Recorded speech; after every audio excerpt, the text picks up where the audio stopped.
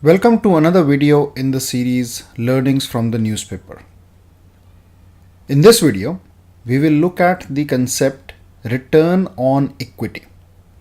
The graph that you see on the screen is basically one of the graphs published by L&T Finance Holdings as part of their Q2 results in FY18.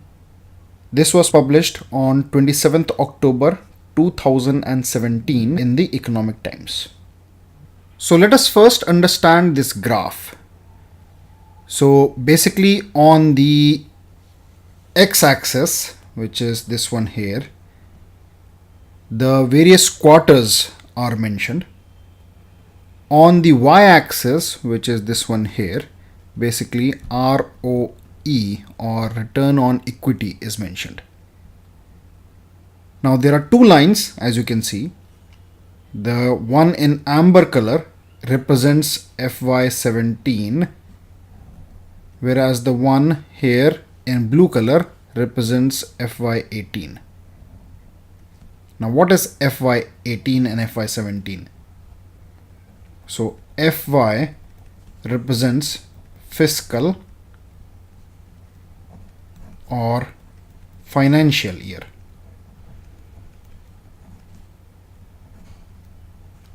This is the time period for which results of an organization or a company are published annually. Different industries or different countries may have different time period for fiscal or financial year. For example, in India, it is from 1st April of a year, let's say 17, till 31st March 18. So this is the duration. It is 12 months, but it starts from 1st April and finishes on 31st of March the next year. And if it is from 17 till 18, this is known as FY18. A lot of companies in the US have the fiscal year from 1st Jan till 31st December and so on. So what this graph is telling is in FY17, in Q1, that is in first quarter. So first quarter will be from 1st April till 31st June. So each quarter is 3 months. So Q1 is from 1st April till 31st June. So in Q1, the ROE was 9.78%. In Q2, it was 11.72% and so on. And it has been increasing continuously. Whereas in FY18, in Q1, the ROE was 13.63% and in Q2, it is 15.15%. So as you can see, the ROE has been increasing and the ROE reported in Q2 of FY18 is the highest in FY18 and FY17. So let us understand what is ROE and what does it tell us. So ROE is a measure of profitability. ROE tells us the profit generated with each dollar of shareholders' equity. Now let's take an example of a fixed deposit or a certificate of deposit that you create.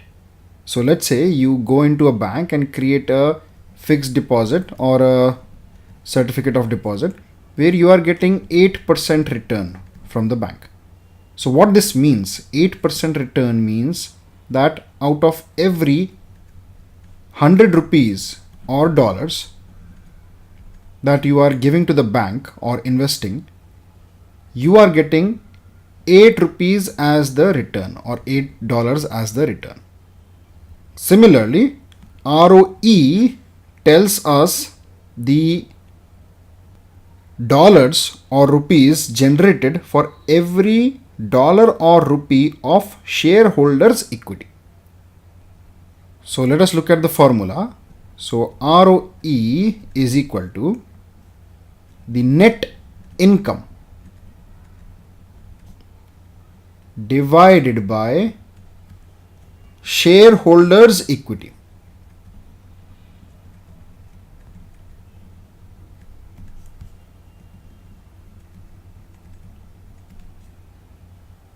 So what is ROE? ROE is net income divided by shareholders' equity. So as I mentioned earlier, ROE tells us the dollars or rupees, that is the income generated for every dollar or rupee of shareholders' equity. Now shareholders' equity can also be sometimes called net worth. So ROE is also sometimes known as return on net worth. Now let us understand this further. So let us assume that company ABC generated rupees 100,000 in net income. If their shareholders' equity is, let's say, rupees 400,000, this is their share. So 400,000 is their shareholders' equity.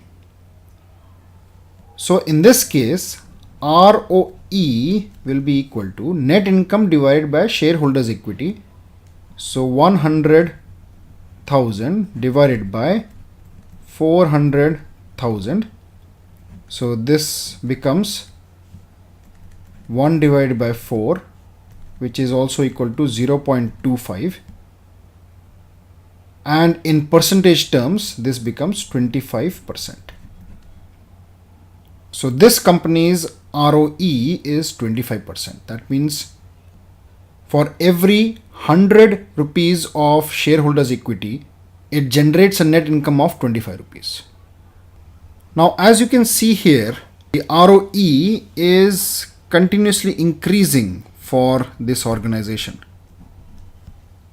So a rising ROE indicates that the company is increasing its ability to generate profit without needing as much capital. So let's say the next year we have, instead of 25%, the ROE increases to 30%. So that means for every 100 rupees of shareholder equity, it is generating a net income of 30 rupees. So that is a desirable situation. So basically a healthy or increasing ROE is a good sign, and a falling ROE is not a good sign. So when you are using ROE to assess an organization, you need to look at ROE along with some other parameters also. For example, if you reduce the shareholders' equity here, so let's say instead of 400,000, this becomes 300,000. Then your net income is 100,000, your shareholder equity is 300,000, your ROE will become 33%, which is higher than 25%. Now there are multiple ways of reducing the shareholder equity. One of the ways is share buyback, which the organizations frequently perform or frequently do, and that artificially boosts the ROE. So you have to be careful and also look at some of the other parameters when you are assessing the ROE of an organization. Also, another advice is that while comparing different companies based on ROE, try to compare them in the same industry. Industry could be like retail, manufacturing, financial services, and so on. For example, you can compare the ROE of a retail company A with the retail company B with the retail company C. But don't compare the ROE of retail company A with a manufacturing company B, because different industries may have different ROE percentage as the standards. So these are some of the tips around ROE. Hope this gives you a basic fundamental on the concept of ROE. Please let us know how you found this video and also some of your experiences around ROE.